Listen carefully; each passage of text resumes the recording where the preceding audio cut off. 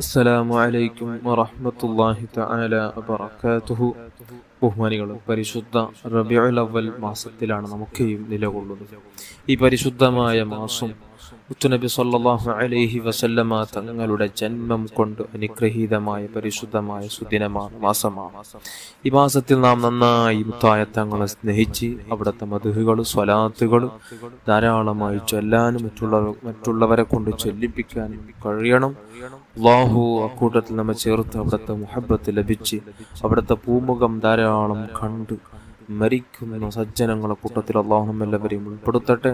അവിടുത്തെ പൂമുഖം കാണാതെ ലോകത്ത് നിന്ന് വിട പറയുടെ ഒരവസ്ഥ അല്ലാഹു ആർക്കും വിധിക്കാതിരിക്കട്ടെ. ആമീൻ യാ റബ്ബൽ ആലമീൻ. ബഹുമാനികൾ, അടുത്ത ക്ലാസ്സിൽ ഞാൻ പരിചയപ്പെടുത്തുന്ന ഒരു മുഖ്യമായ ഒരു സ്വലാത്തിനെ കുറിച്ചാണ്. വളരെ മഹത്വമുള്ളൊരു സ്വലാത്താണ്. മഹാനായ യൂസുഫ് നബി റളിയല്ലാഹു അൻഹു അവിടുത്തെ സആദയിൽ കൊണ്ടുവന്ന, അവിടുത്തെ സആദത്തുദ്ദാറീനിൽ കൊണ്ടുവന്ന അത്ഭുതകരമായൊരു സ്വലാത്താണ്. ഒരു മനുഷ്യന് ഐശ്വര്യത ലഭിക്കാൻ ഏറ്റവും നല്ലൊരു സ്വലാത്താണ് ഈ സ്വലാത്ത്. ഒരാള് ഐശ്വര്യതയെ കുതിക്കുന്നുവോ, അതായത് ശാശ്വതമായ എന്നേക്കുമുള്ള ഐശ്വര്യ ദുനിയാവിലും വേണം, മരിച്ചതിന് ശേഷം നമുക്ക് ഐശ്വര്യത ലഭിക്കണം. അതിന് അങ്ങനെയുള്ള ഒരു ഐശ്വര്യത ഒരാൾ കുതിക്കുന്നുണ്ടെങ്കിൽ ഈ സ്വലാത്ത് അദ്ദേഹം പതിവാക്കണം. മഹാന്മാർ പഠിപ്പിച്ച അത്ഭുത സ്വലാത്താണ്. ആ സ്വലാത്ത് നിങ്ങൾക്ക് ഞാൻ പരിചയപ്പെടുത്താം. അല്ലാഹുമ്മ സ്വല്ലി വസല്ലിം അലാ സയ്യിദിനാ മുഹമ്മദിൻ വഅലാ ആലിഹി ഖദറ ലാ ഇലാഹ ഇല്ലല്ലാഹ് വഅഗ്നിനാ വഹ്ഫദ്നാ വവഫിഖ്നാ ലിമാ തർദാഹ് വസ്രിഫ് അന്ന സൂഅ വർള അനിൽ ഹസനൈനി റൈആനതൈ خير الأنام وأن ساهر آله وأصحابه الكرام وأدخلنا الجنة دار السلام يا حي يا قيوم يا الله. ഈ സ്വലാത്താണ്. ഈ സ്വലാത്ത് അതിന്റെ മഹത്വം പിന്നെ പറയാം ഇൻഷാ അല്ലാഹ്. ഇതിന് സ്വലാത്തിന്റെ അർത്ഥം കൂടി നമുക്കൊന്ന് മനസ്സിലാക്കാം.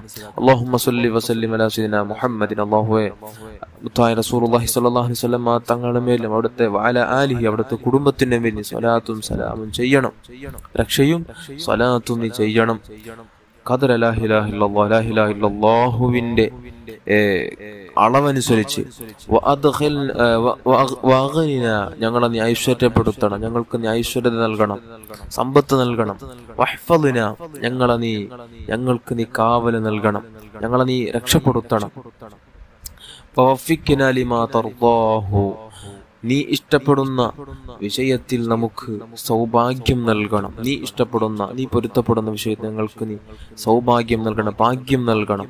വസ്രിഫ് അന്ന സൂഹ, വേണ്ടാത്തരത്തിൽ നിന്ന്, വേണ്ടാത്ത പ്രവർത്തനങ്ങളിൽ നിന്ന്, കാഴ്ചകളിൽ നിന്ന്, നടത്തങ്ങളിൽ നിന്ന്, വേണ്ടാത്ത എന്തൊക്കെ കാര്യങ്ങളും അതിനെ തൊട്ട് ഞങ്ങൾ നീ തിരിച്ചു കളയണം. വർള അനിൽ ഹസനൈനി, രണ്ട് ഹസനൈനികളായ രണ്ട്, അതായത് മുത്തുനബി സല്ലല്ലാഹു അലൈഹി വസല്ലം തങ്ങളുടെ പേരക്കുട്ടികളായ ഹസൻ ഹുസൈൻ റളിയല്ലാഹു അൻഹുമായ തൊട്ട് നീ തൃപ്തിപ്പെടണം. റൈഹാനതൈ ഖൈറിൽ അനാം, മനുഷ്യകുലത്തിലെ മനുഷ്യരുടെ നേതാവായ മുത്തുനബി സല്ലല്ലാഹു അലൈഹി വസല്ലം തങ്ങളുടെ രണ്ട് റൈഹാൻ പുഷ്പങ്ങളായ ഹസൻ ഹുസൈൻ റളിയല്ലാഹു അൻഹു തൊട്ട് നിങ്ങളെ നീ തൃപ്തിപ്പെടണം. വ അൻസാഹിരി ആലിഹി, അവിടുത്തെ സർവ്വ കുടുംബത്തിൽപ്പെട്ട അവരെ തൊട്ട് നീ ഞങ്ങളെ പൊരുത്തപ്പെടണം, തൃപ്തിപ്പെടണം. വ അസ്ഹാബിഹിൽ കിറാം, മാന്യന്മാരായ സ്വഹാബികളെ തൊട്ട് നീ തൃപ്തിപ്പെടണം.